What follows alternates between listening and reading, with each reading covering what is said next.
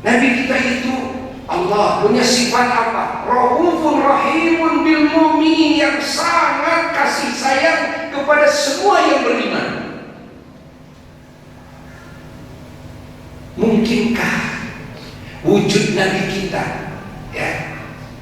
melahirkan yang tidak baik, yang merugikan sedikit saja kepada siapapun atau apapun yang disayangi olehnya?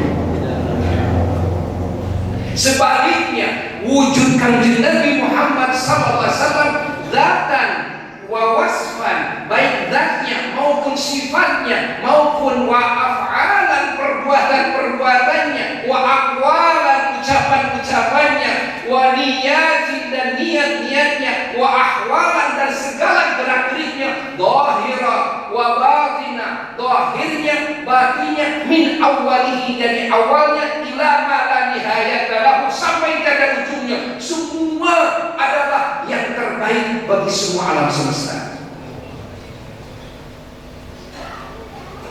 Rasulullah bukan rahmat bagi dirinya sendiri, bukan kasih sayang bagi keluarganya sendiri, bukan kasih sayang bagi umat Islam saja lah, bagi bumi dan seisinya, bagi langit dan sepenuhnya, bagi aras dan kursinya, bagi lauh mahfuz dan kalamnya, bagi surga dan negaranya dan nerakanya, bagi semua ciptaan Allah. Maka kalau kita pahami salah satu alasan Nabi kita diisrakan, dimi'rajkan, untuk membuktikan bahwa Nabi kita itu rahmat bagi semua alam semesta, sehingga oleh Allah tidak didudukkan di bumi saja. Allah pijakan kaki Nabi kita di semua alam langit. Allah pijakan kaki Nabi kita di aras. Allah pijakan telapak kaki kita di surga.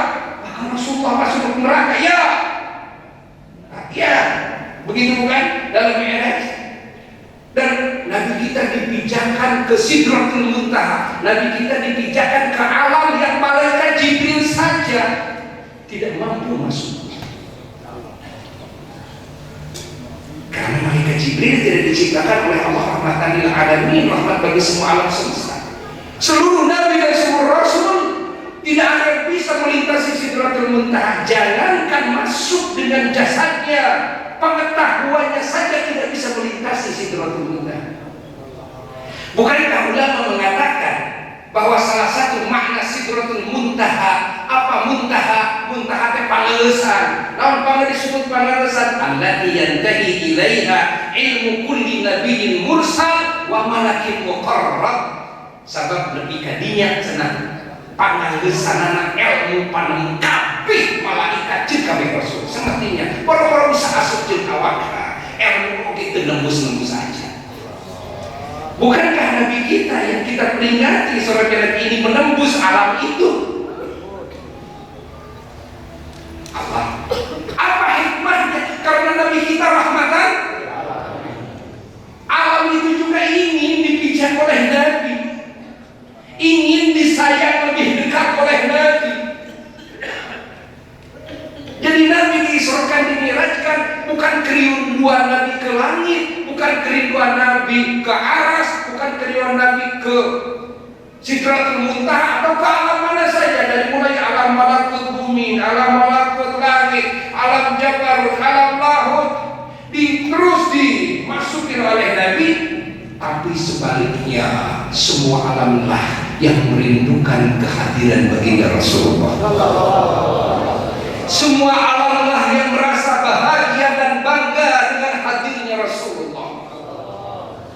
Karena semua tahu bahwa Nabi ini adalah rahmatan lil alamin. Tidak mungkin ada yang lahir dari seorang rahmatan lil alamin yang merugikan, bahkan semuanya menguntungkan.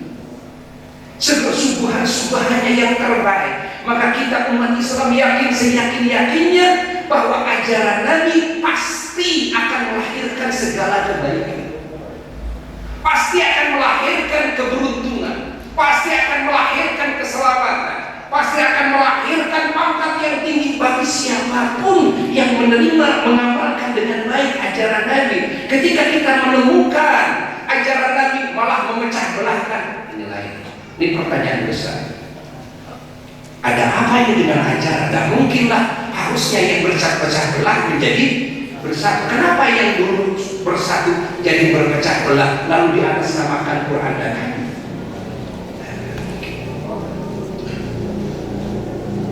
Karena berpecah belah, kan? Menurut akal sehat siapapun, jangankan menurut ulama, menurut akal sehat siapapun, kalau akalnya sehat, itu bukan kebaikan namanya berpecah belah itu, tapi keburukan.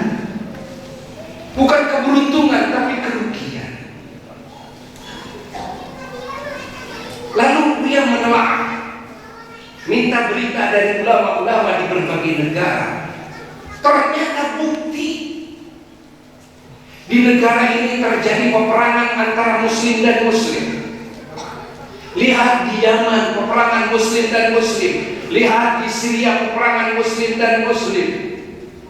Terjadi pemboman di sana di sini yang disebut ISIS.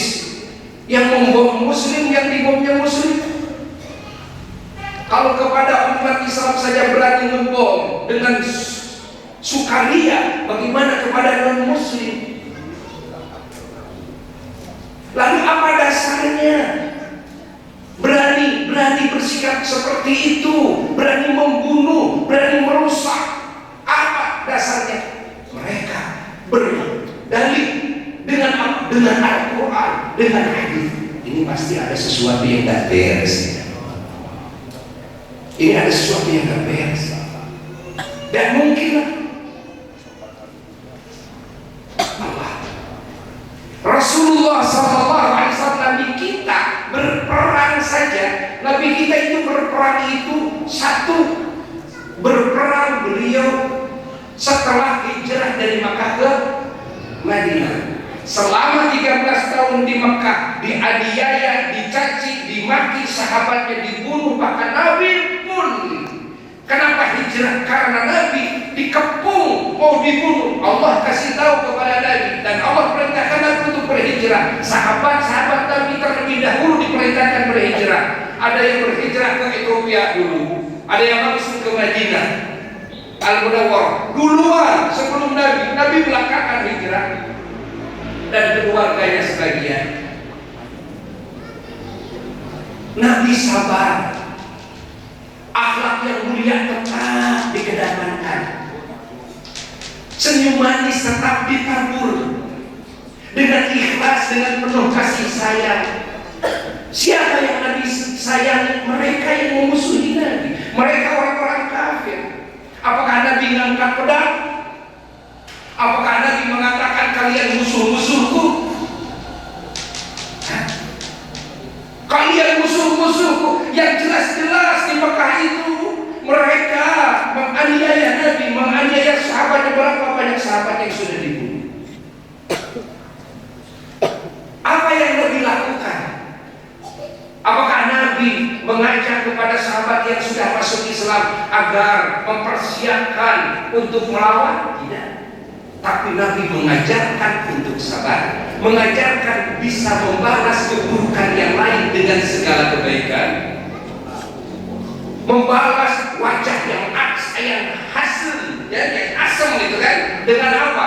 Dengan senyum manis, dengan ramah, membalas. Mereka memutuskan silaturahmi. Nabi kita diembargo berapa tahun, sampai para sahabat Nabi memakan daun-daunan dan rumput-rumputan. Ini terjadi di Mekah. Apakah Nabi memutuskan silaturahmi? Tidak. Mereka orang-orang kafir yang sakit, Nabi tengok. Mereka orang-orang kafir yang butuh bantuan, Nabi bantu. Mereka orang-orang yang kafir ini, ya, yang mati, Nabi datengin, Nabi hibur keluarganya. Pernahkah keluar dari lisan Nabi mencaci memaki? Jawab oleh kita. Kita saksinya, sejarah. Pernahkah keluar dari lisan Nabi melaknat dan mengutuk? Pernahkah mendengar kita dari lisan Nabi mendoakan agar celaka semuanya? Apa yang keluar dari lisan Nabi dalam doanya di waktu perang Uhud, yang mana gigi Nabi patah, bercucuran darah, Paman Nabi Sayyidina Hamzah sampai hancur tubuhnya, telinganya dipotong, perutnya dibelek. Bayangkan, betul-betul dianiaya. Tapi Nabi mengeluarkan kalimat yang tidak diduga oleh siapapun. Apa kalimatnya? Allahumma hdi qaumi fa innahum la ya'lamun. Ya Allah, berikan petunjuk kepada kaumku. Masih diakui oleh kaumku. Siapa yang disebut kaumku? Mereka yang membunuh, mereka yang memerangi, datang dari Mekah, mengajak kerajaan-kerajaan lain untuk memerangi Nabi ke Madinah. Nabi dianiaya, para sahabat banyak yang terbunuh di situ. Apa yang keluar dari sana? Ya Allah, berikan petunjuk kepada kaumku, kepada musuhku. Kaumku tidak pernah dilepas dari hati Nabi. Fa innahum la ya'lamun, karena sesungguhnya mereka tidak tahu. Ya Allah, artinya ada yang kata tahu tidak mungkin memerangi. Ada kata tahu mereka kan tidak mungkin berbuat seperti itu. Nabi selalu memaafkan. Hati Nabi selalu penuh dengan kasih sayang. Kepada siapa Nabi kasih sayang? Bukan hanya kepada orang-orang yang beriman saja, tapi kepada orang-orang yang jelas-jelas memeranginya. Ternyata tercium kasih sayang Nabi, tercium kebenaran ajaran Nabi, tercium keunggulan dan kesucian apa yang Nabi dakwahkan oleh mereka orang-orang yang memerangi Nabi, yang memusuhi Nabi. Apa yang terjadi? Yang terjadi semakin hari berganti, berjatuhan bertekuk lutut di hadapan Nabi mengucapkan 2 kalimat syahadat. Kalau saja mereka yang memusuhi Nabi mencium bahwa Nabi membenci mereka, bahwa ajaran Nabi itu sesat, ya, tidak mungkin mereka mengucapkan 2 kalimat syahadat, menjadi muslim yang baik, menjadi sahabat Nabi. Bukankah yang memerangi Nabi waktu perang Uhud adalah Khalid bin Walid? Dan banyak lagi sahabat-sahabat Nabi yang setelah itu lalu memeluk Islam. Allah,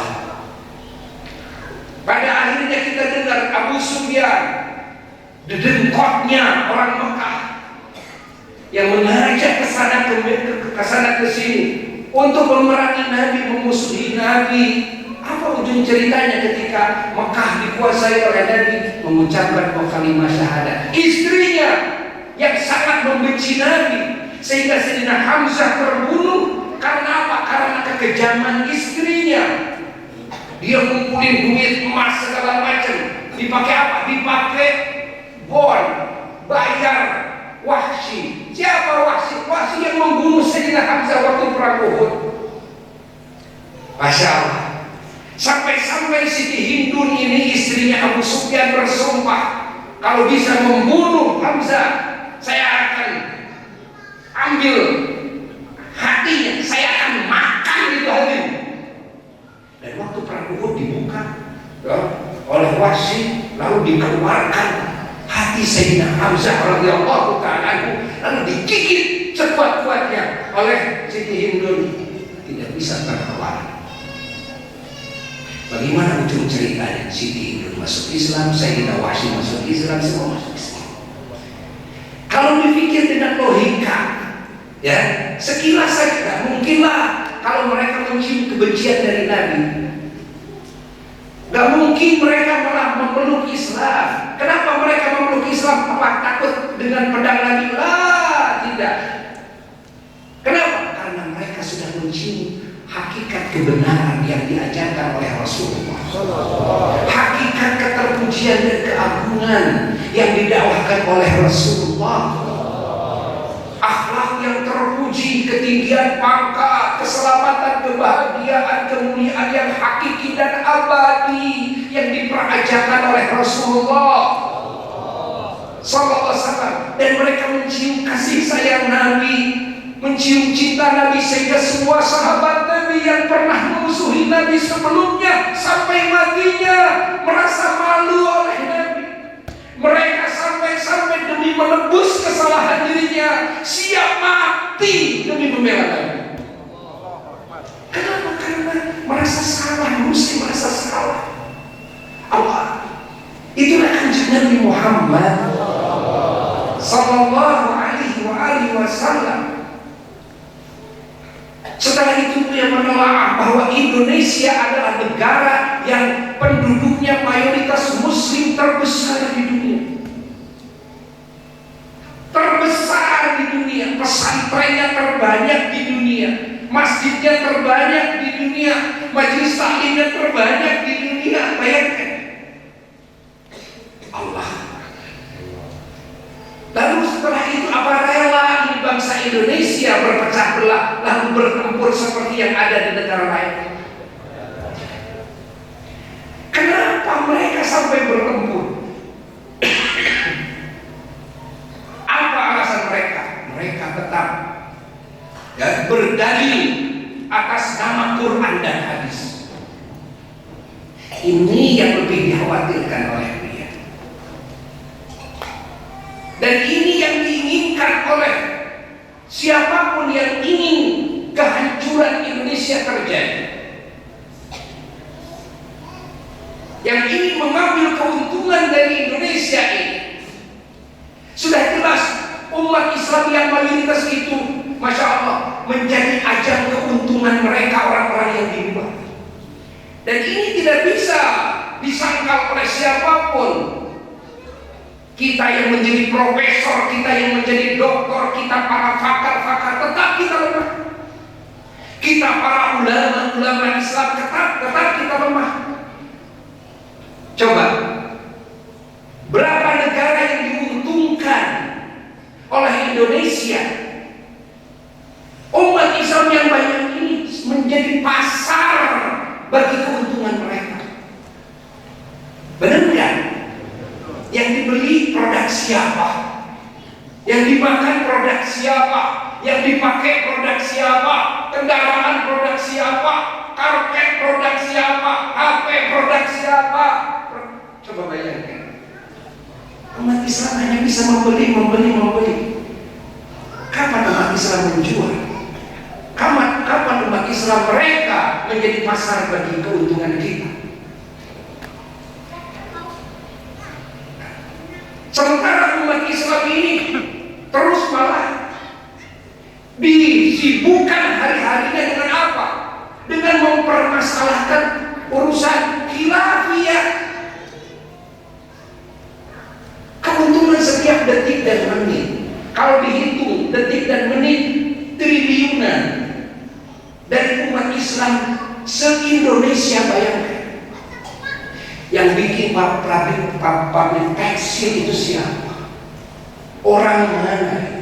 Ya kan? Coba bayangkan.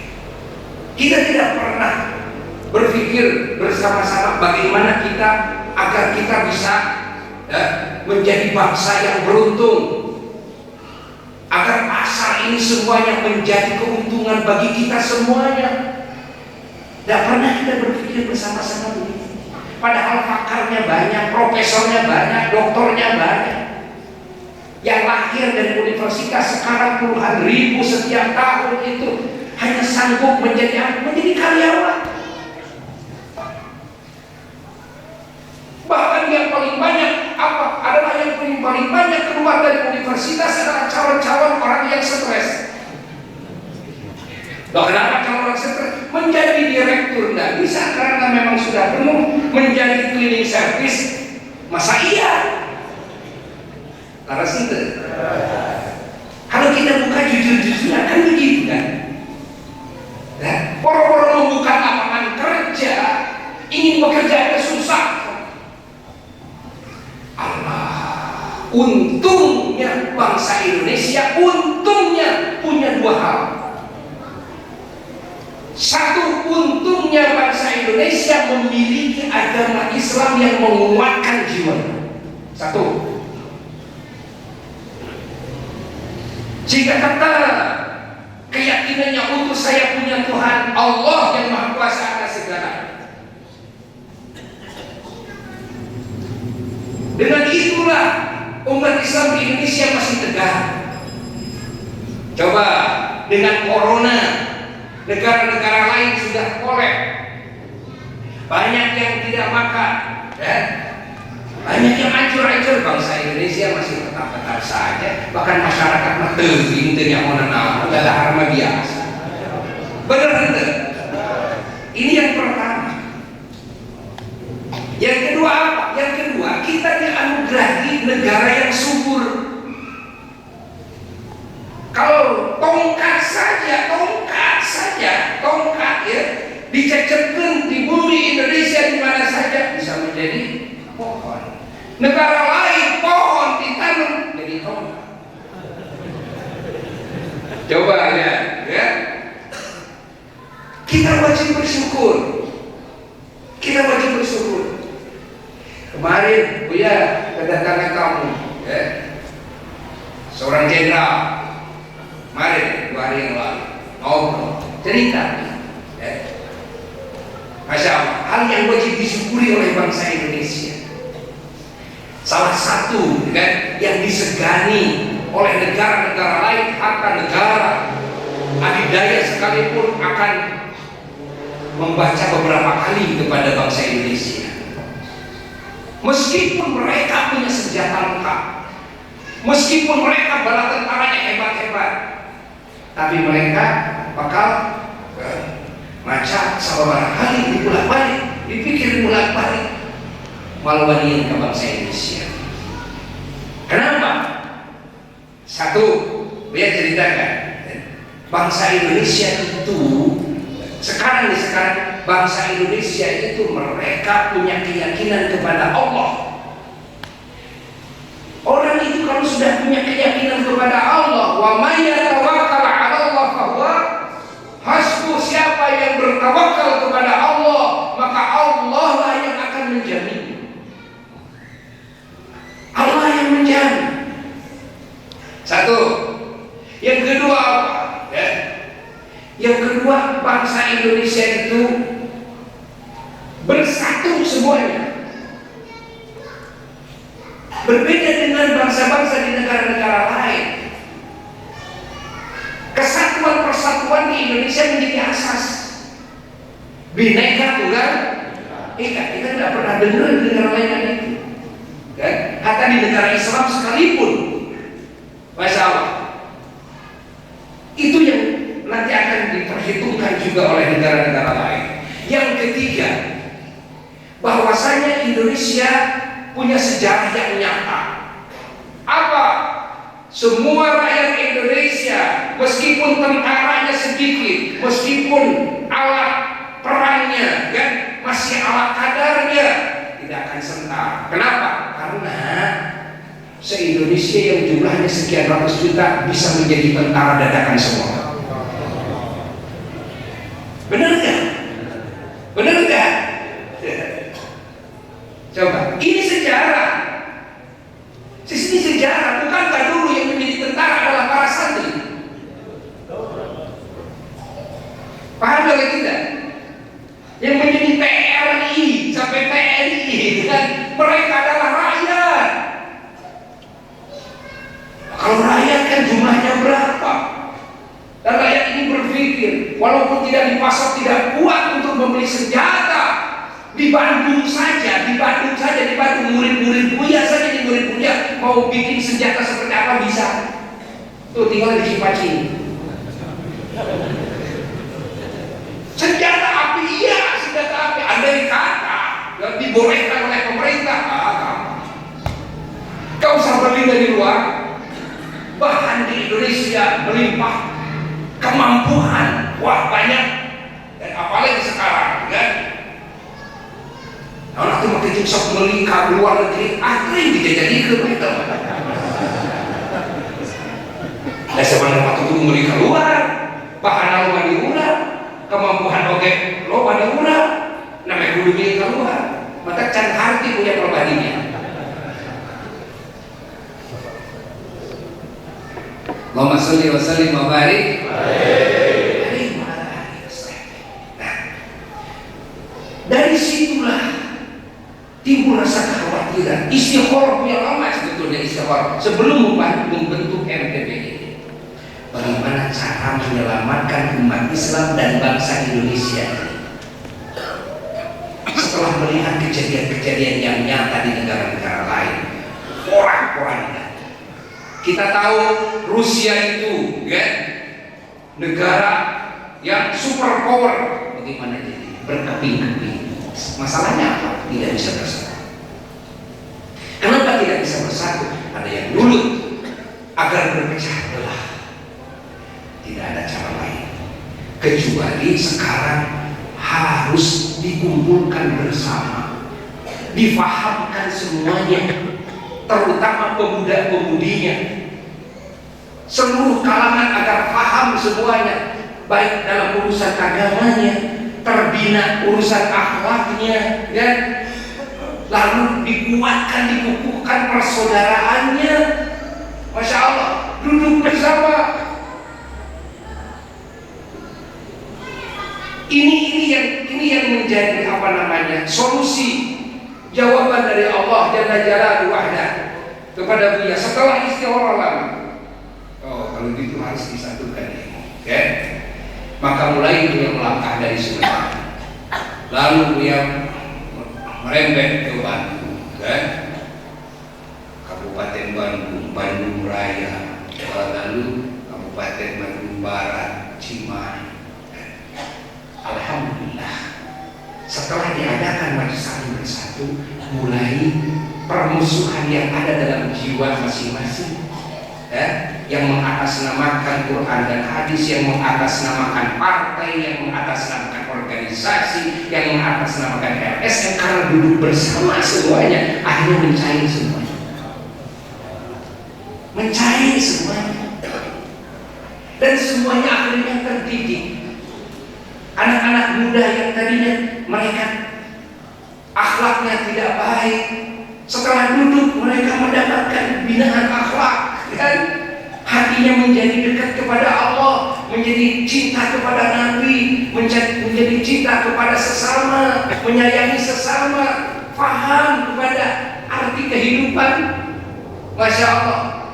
Akhirnya, Masya Allah, segala permasalahan, kericuhan-kericuhan mulai menghilang. Alhamdulillah. Ini yang dirasakan dan ini nyata. Ini bukti kompolen, ya, semuanya. Mari kita minimalisir perbedaan-perbedaan kita, kedepankan persamaan-persamaan kita. Nah, maka apa yang tadi diinginkan oleh Bapak siapa itu yang dari Pasir Jamu, ya? Ya, dari mana? Dari Rancakali. Beliau menginginkan, punya harapan, dan ini tentu mungkin menjadi pertanyaan sebagian, bahwasanya ini majelis sekali bersatu itu apakah nanti akan menjadi kendaraan politik untuk mengusung seseorang yang ingin menjadi pejabat umpamanya. Lah, makanya semua harus berkumpul, LSM-nya semua berkumpul, keluarga besar seluruh parpol, undang semuanya untuk duduk bersama. Apakah kita ini mengaku bahwa kita hamba Allah? Jawab. Yang dari Golkar jawab, yang dari PDI jawab, yang dari semuanya menjawab. Bukankah kita jawaban sama, kita ini hamba Allah? Bukankah jawaban kita sama bahwa kita ini umat Nabi Muhammad SAW? Bukankah jawaban kita sama bahwa saudara-saudara muslim ini semua saudara-saudara kita? Quran ini adalah kitab suci kita. Sama enggak? Bahwa Ka'bah adalah kiblat kita. Sama bukan? Sama semuanya. Apakah kita tidak ingin kita lebih kenal kepada Tuhan kita? Apakah kita tidak ingin lebih kenal kepada Nabi kita? Apakah kita tidak ingin mendapatkan ampunan Allah, syafaatnya Rasulullah SAW? Bukankah kita akan mati, segala sesuatu dunia akan kita tinggalkan? Kemewahan, banyaknya harta, luasnya tanah kita, semua tidak ada yang berarti jabatan, gelar dan sebagainya, semua nggak ada yang berarti. Ketika kita mati, kita akan sangat mendambakan, menginginkan pertolongan Nabi kita yang mulia. Karena hanya Nabi kita lah yang oleh Allah dikasih kedudukan, kekuasaan, bisa membela semua makhluk kelak yang mulia. Apakah kita tidak ingin mendapatkan cinta Allah dan keridhaan Allah di dunia dan di akhirat? Apakah kita tidak ingin masuk surga? Apakah kita tidak ingin selamat dari api neraka?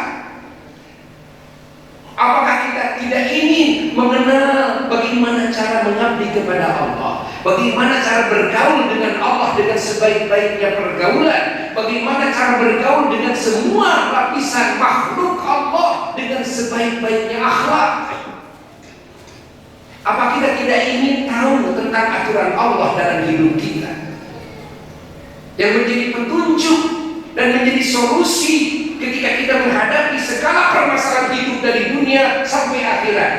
Karena permasalahan hidup itu tidak hanya di dunia saja. Kalau kita masuk alam kubur, maka kehidupan alam kubur penuh dengan permasalahan.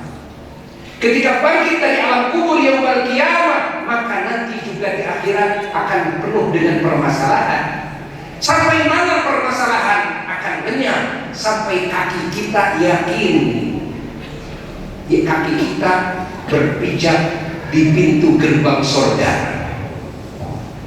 Kalau kaki kita sudah bisa berpijak di pintu gerbang surga, barulah segala permasalahan hidup dicabut oleh Allah. Mudah-mudahan kita menjadi ahli surga.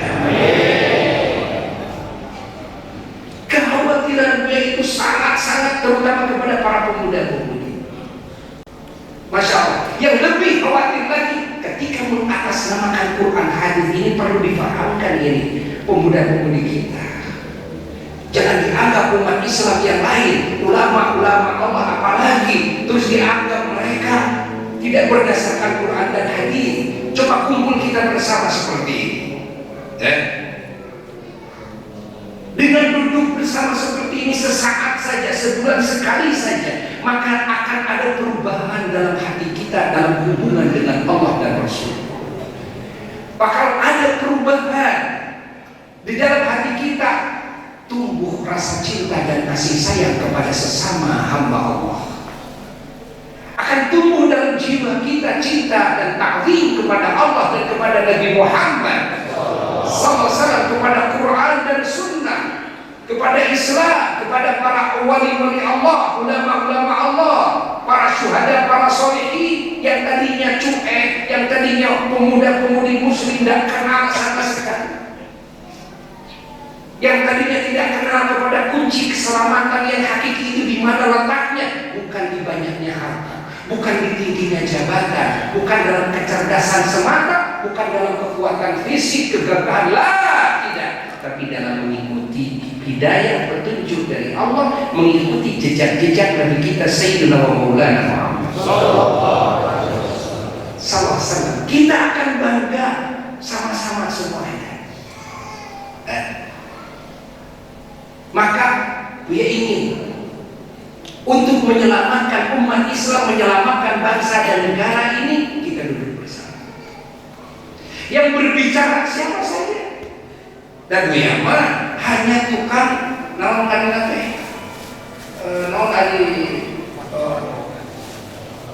bobot. Ingat, Yama posisinya apa? Bobotoh. Yang harus berbicara adalah para ulama dari 3 kecamatan ini. Maka minta kepada semua para panitia yang sudah dibentuk dan nanti insya Allah akan diutarakan oleh Buya dalam pembukaan ini, agar mengundang semuanya, agar memberikan awas untuk memberikan nasihat dari semua kecamatan, minimal 1 kecamatan 1 ulama, setiap kumpul 3 ulama kumpul berbicara semuanya. Ada Buya, tidak ada Buya, jalan terus. Kompakan semuanya untuk hadir, terutama para pemuda-pemudi dari ormas-ormas baik Islam maupun umum, LSM, kompakan semua, TNI Polri-nya undang semuanya.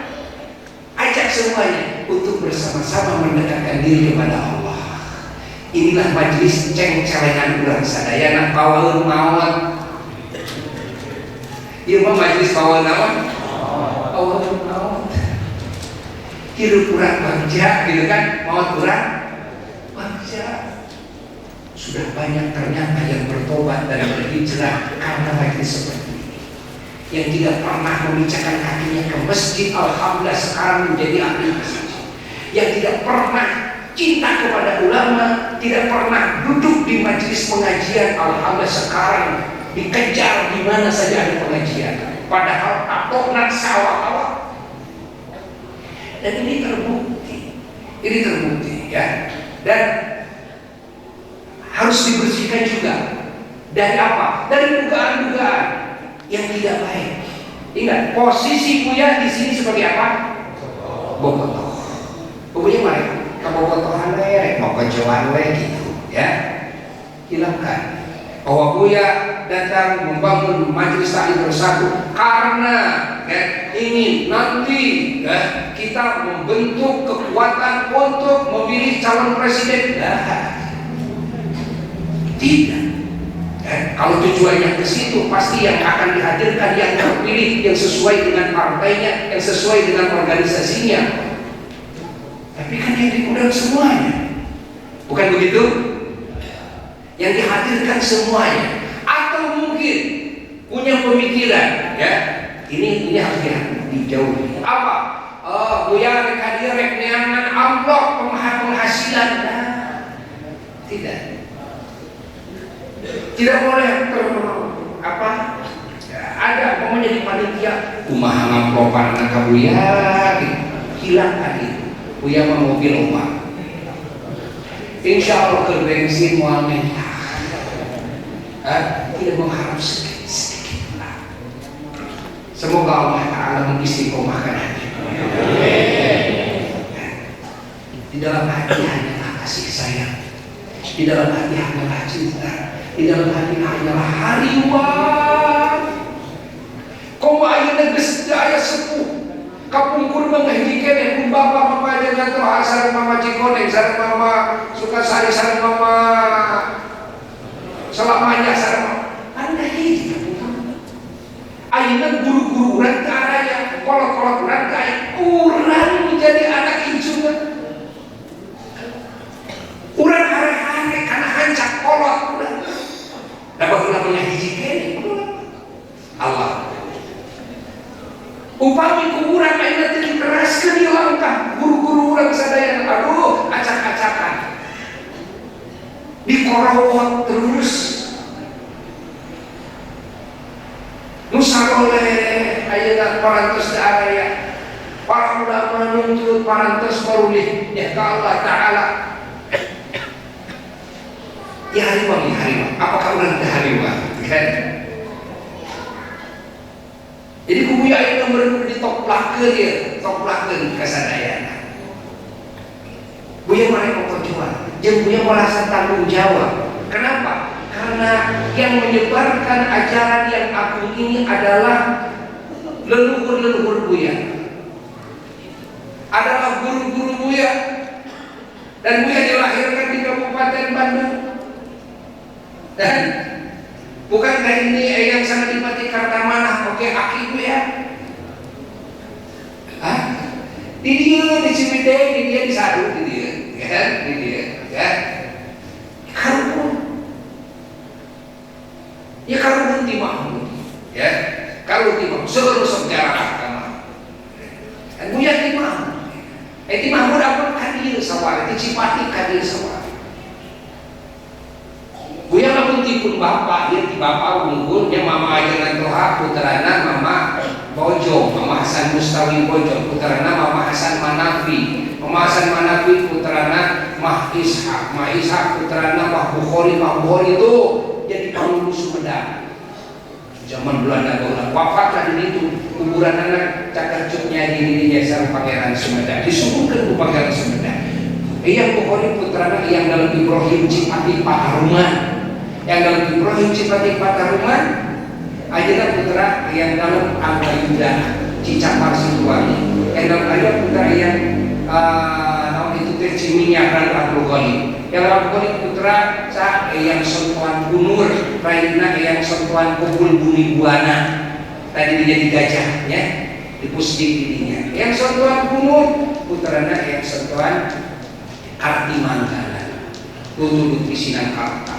Disari esan kamar putra yang sentuhan gede rungka. Yang sentuhan gede rungka putra yang sentuhan sana dibandingkan ke mana cita. Tapi yang sangat dibandingkan ke mana teh si baru nikah dia teh puyutna Prabu Siliwangi. Ya.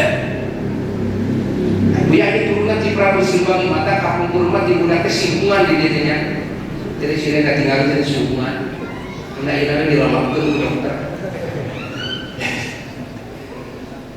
Ayo jalur ka Mahmud. Jalur ka Mahmud. Jalur ka Mahmud ia tipun aki. Pun aki mama yang bojong ayeuna sampai pun ini.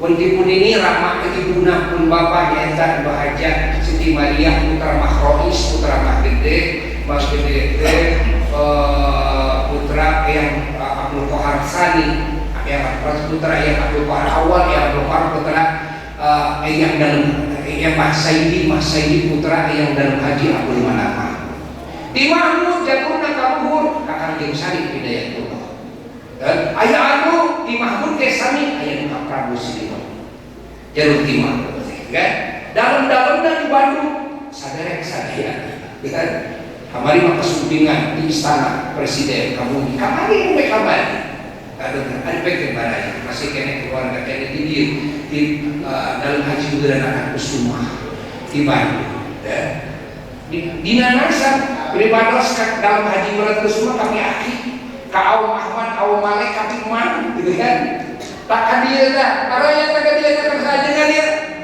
di Cikungkurang itu baru naon bauna sama Cikungkurang ayo maksudnya yang jenderal ahli yang teraka yang Amin Cikodewa yang Amin teh eta ramana mama yang Cijerah yang sapi ya yang Amin teh oge beureun buyutna Pak Agus Muhyiddin anu nyepeng Golkar teh ya yang Amin teh rakana yang Prabu Cigodewa yang Prabu Cigodewa teh adalah ramana mama Sukasari tah